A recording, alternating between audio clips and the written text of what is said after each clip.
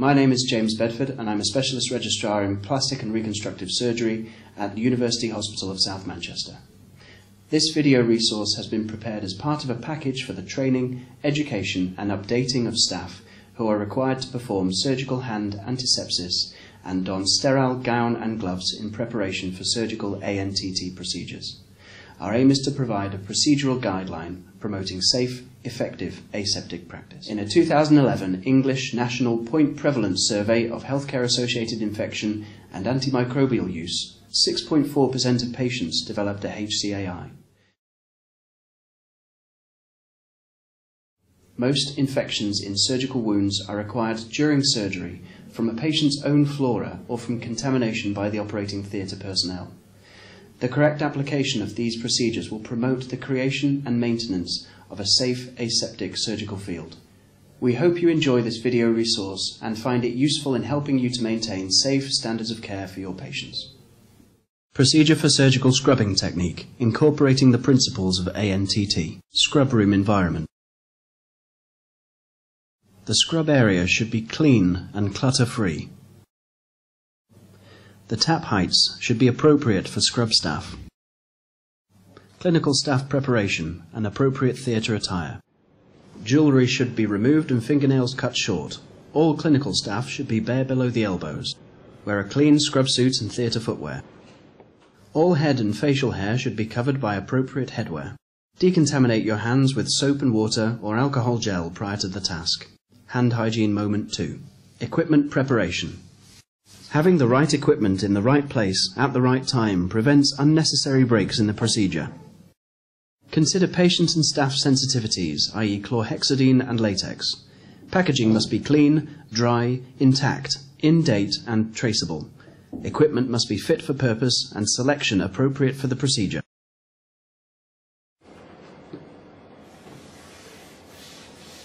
Prepare the aseptic field, disinfect clean work surface and allow to dry. Store equipment away from splash contamination risk. Donning surgical mask. Masks should be worn on or off and not dangled around the neck.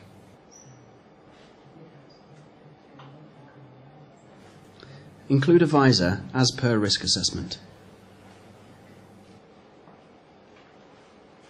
A well-fitted surgical mask protects the aseptic field from contamination by organisms carried in the wearer's mouth and or nose and protects the wearer from splash contamination. Masks should not be touched once applied and should be changed if contaminated with splash or spray from body fluids or wet from moisture created during breathing, especially during prolonged use. Check for sterility status, traceability. Packaging is clean, dry and intact, expiry date and compatibility of product materials. Touch only the corners of the gown pack. Do not allow your arms to cross over the aseptic field.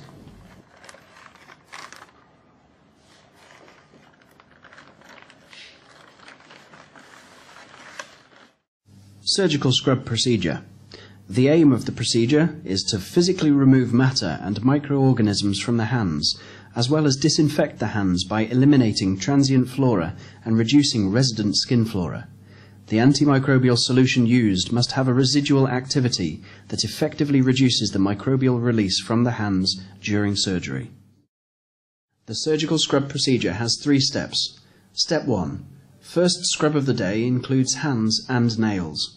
Step 2 encompasses hands and arms from wrist to elbow. Step 3, final hand decontamination and drying. Step 1. Start timing the first scrub for 3 to 5 minutes. Water should be tepid and of a steady flow. Dispense solution only using elbow on lever. Hands must remain above the elbows and away from theatre attire throughout. Apply the 6 stages of hand washing.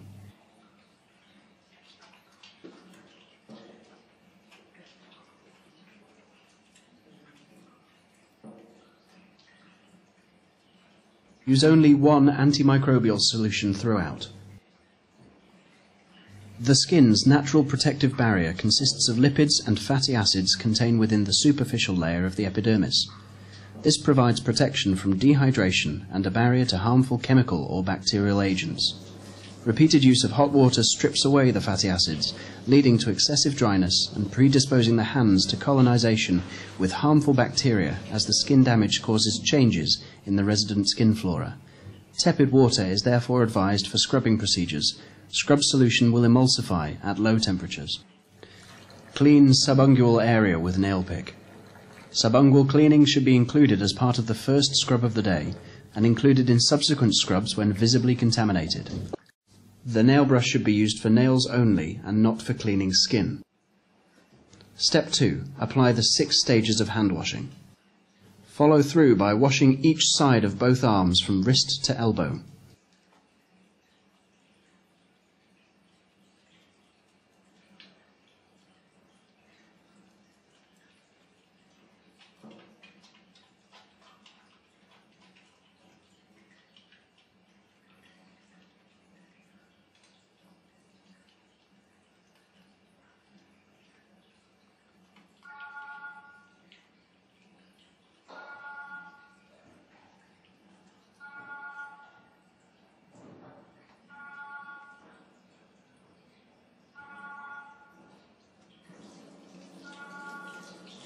Hands must be rinsed thoroughly from fingertips to elbows.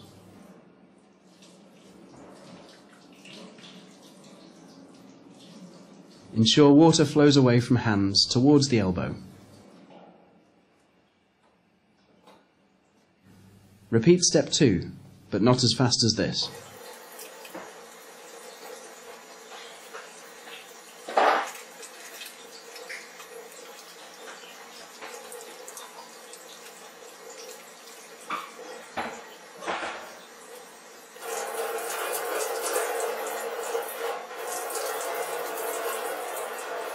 And step 3, final 6-stage hand wash.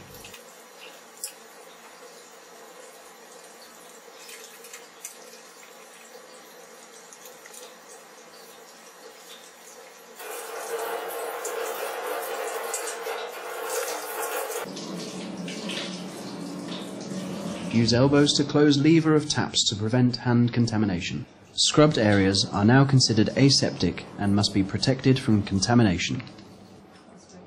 Effective scrub technique ensures that theatre attire remains dry. Skin must be block dried from fingertips to elbows. Use a circular corkscrew movement.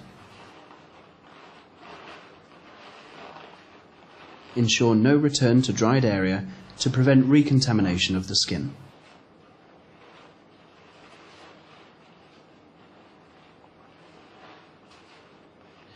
Use only one towel for each hand and arm and then discard after use.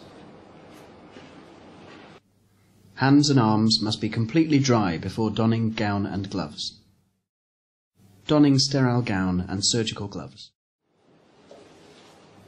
It is essential to prevent contamination of the outer surface of the sterile gown. In preparation for donning gloves using closed method, ensure arms do not extend out of gown cuffs. Retrieve gloves, ensuring outer package does not contaminate gown.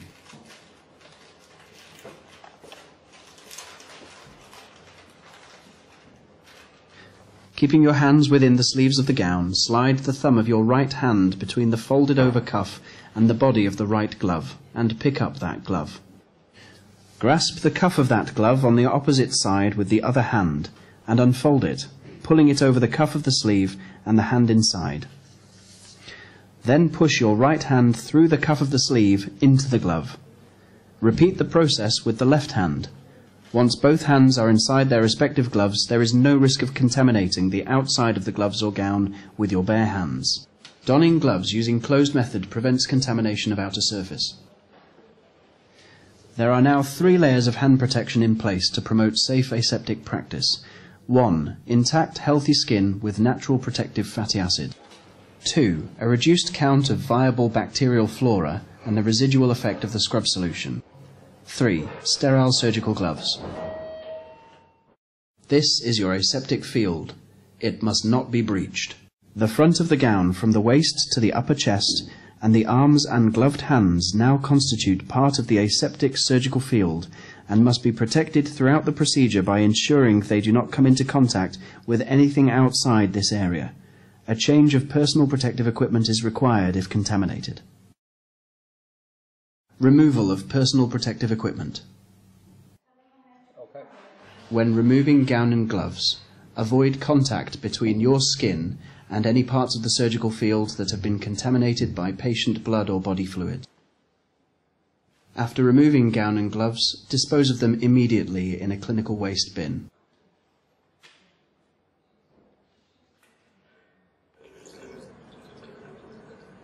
Decontaminate your hands immediately following removal of your gown and gloves. Hand hygiene moment 3, following risk of body fluid exposure. Remove your surgical mask by pulling the ties. Avoid touching your hair and face.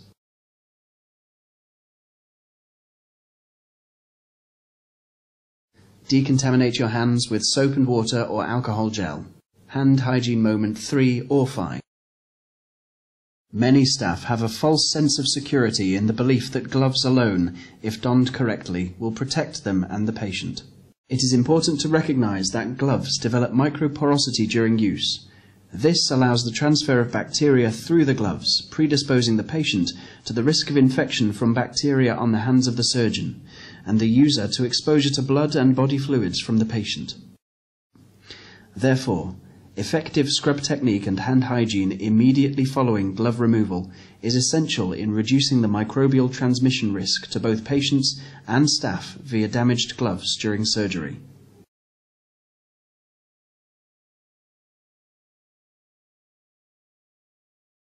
Thank you for watching.